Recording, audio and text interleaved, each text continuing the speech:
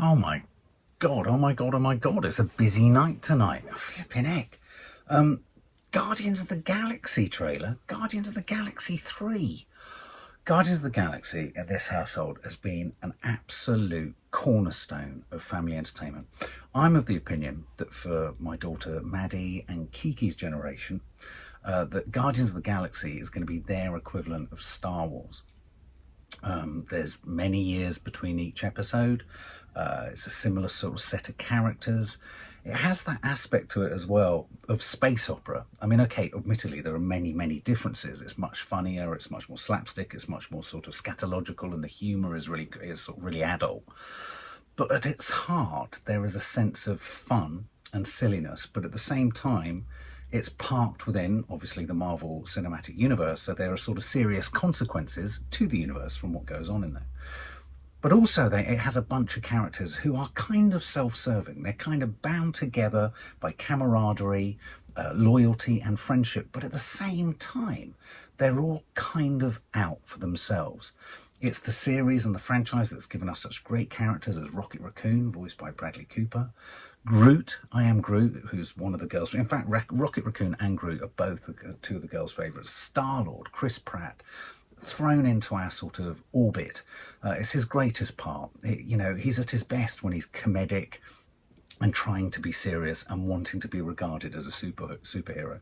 Gamora, played by Zoe Saldaña, absolutely fantastic. And again, in the first film, she had a real sense of kind of comedy in a very subtle sort of way.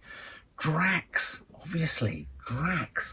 what a remarkably funny character. Who would have thought it? Simple lines, a simple, constant sort of misunderstanding of so many things. He's just absolutely excellent. Of course, played by Dave Bautista. But of course, also in there is Karen Gillan, who plays Nebula.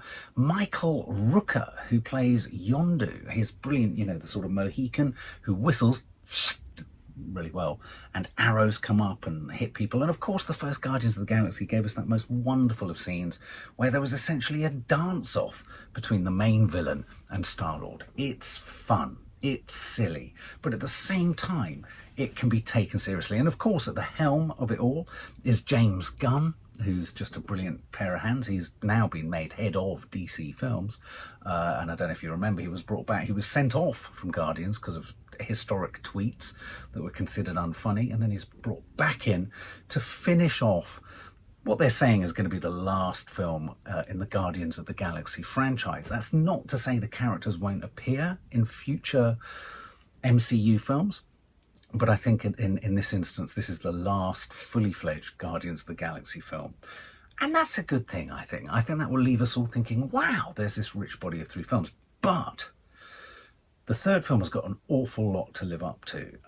Guardians 1 was great. We kind of almost enjoyed Guardians 2 even more, which is kind of curious. A little bit like with Black Panther and Black Panther Wakanda Forever. I personally thought the second film in that franchise was better than the first. Obviously it wasn't better insofar as it missed Chadwick Boseman, but I thought it was a very well constructed film, the sequel. So this has a lot to live up to. Obviously we've just had the Guardians of the Galaxy Holiday Special. I will be doing a full review of that on the channel. Had my reservations with that, but that's doing good business on Disney+. So let's shut the hell up and let's watch Guardians of the Galaxy 3, the official trailer. We were gone for quite a while. But no matter what happens next, the galaxy still needs its guardians. Hello, we come in peace.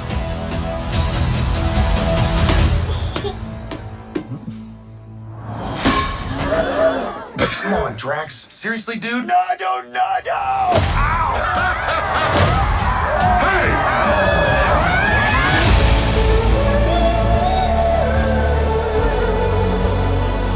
Don't forget where we came from. Baby Rocket! We have been running our whole lives. Pete, I'm done running.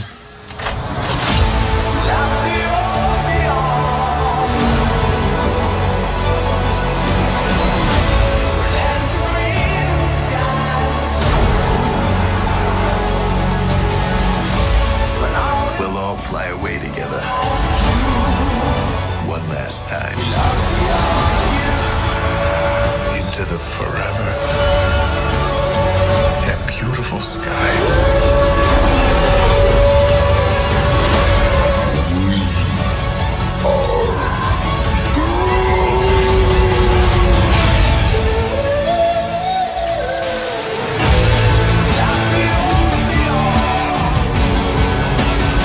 And we'll kill anyone who gets in our way. No, not kill anyone. Kill a few people. Kill no people. Kill one guy, one stupid guy who no one loves. Now you're just making it sad.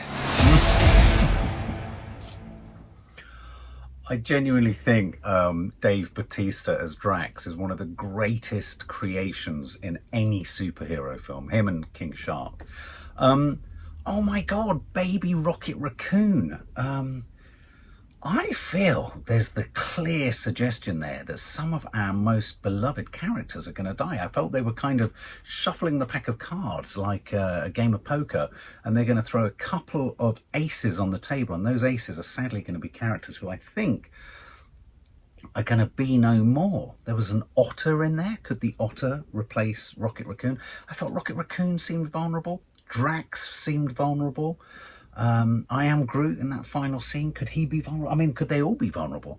I thought it was a brilliant balance of slapstick comedy. I mean, that opening scene where he essentially hits the young girlish type creature in the face with a ball was fantastic. I mean, that's classic. It's like, we come in peace, boom, undercut it with real slapstick comedy. When James Gunn is just stupid and silly, he's at his best. But at the same time, at the centre of it, there's going to be some real tragedy, I think. It's going to be tragic. And they're all kind of looking, in a sense, at where they've come from. And Rocket Raccoon doesn't want to go any further, doesn't want to keep on running. Does that mean he's on a sort of suicide mission? Could James Gunn be bringing a bit of Suicide Squad in here? I don't know. Star-Lord looks good. Gamora looks good. Will Poulter in there. Of course, I forgot that Will Poulter was part of the crew, part of the team. Again, I was feeling really kind of emotional. I got goosebumps. They're such a familiar bunch. They're such a motley bunch, but they're such a lovely bunch. You'd kind of like to hang out with each of them, though you would never want to turn your back because you never know whether they would be quite opportunistic with you. Apart from Groot, Drax, that final dialogue between him and Star-Lord is just priceless Drax.